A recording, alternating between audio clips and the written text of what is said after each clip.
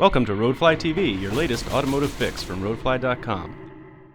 Thanks for joining us today on RoadflyTV. I'm Jessi Lang, and today we're taking a look at the Land Rover Range Rover Sport. With a powerful V8 engine and a high-class cabin, it combines luxury features with off-the-road fun. The changes to the exterior are subtle. The 2010s now have LED headlights, a 2-bar grille, and new front fenders. And the wheel arches have been redesigned to improve aerodynamics and highlight the 20-inch wheels. It's got a new direct injection 5-liter V8 and gets 375 pound-feet of torque.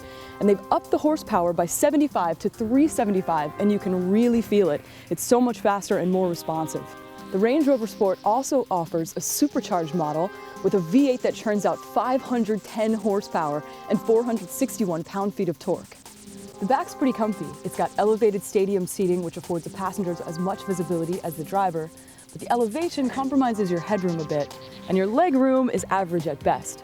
But you do have a bunch of luxury features. You have audio controls here on the door and heated seats.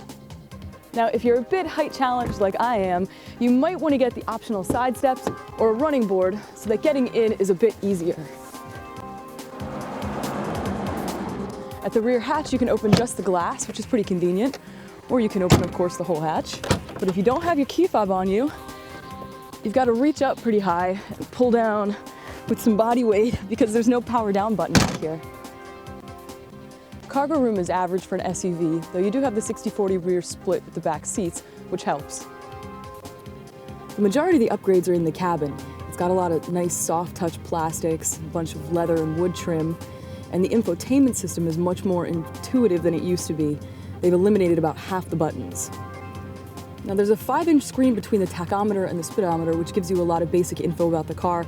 So you see the time, the date, the temperature, gives you a gas gauge, trip meter. I think it would be really cool if they came up with a software upgrade that would allow the navigation information to appear down there. It's so much easier to see that screen than it is to look to my right. Just about any premium feature that's available on most luxury sedans or any luxury SUV competitors is available on the Range Rover Sport. The same holds true for the safety items with the usual complement of airbags and electronic crash prevention aids. Another feature that's very cool is high beam assist, which allows the vehicle to switch back and forth between high and low beams as traffic allows. It handles really nicely. It's got a great sporty feel and hugs the road. And even though it's a smaller SUV, it still gives you that ready for world domination feeling. On top of that, the terrain response system assures the driver will be up for any off-road task. It offers 5 different settings that adjust the throttle response, gear changes, vehicle ride height, and the differentials to optimize mobility in various environments. As for fuel economy, it gets 12 miles per gallon in the city and 17 on the highway.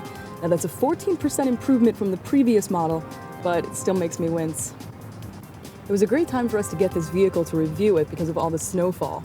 My neighborhood is a mess, so I took advantage of the huge snowbanks and tried scaling them, and did so with ease. It's a very fun car to drive.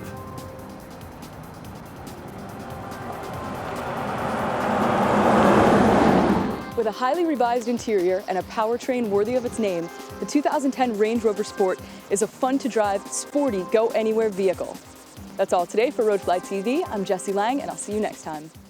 RoadflyTV.com, the internet's best resource for buyers, sellers, and owners like you.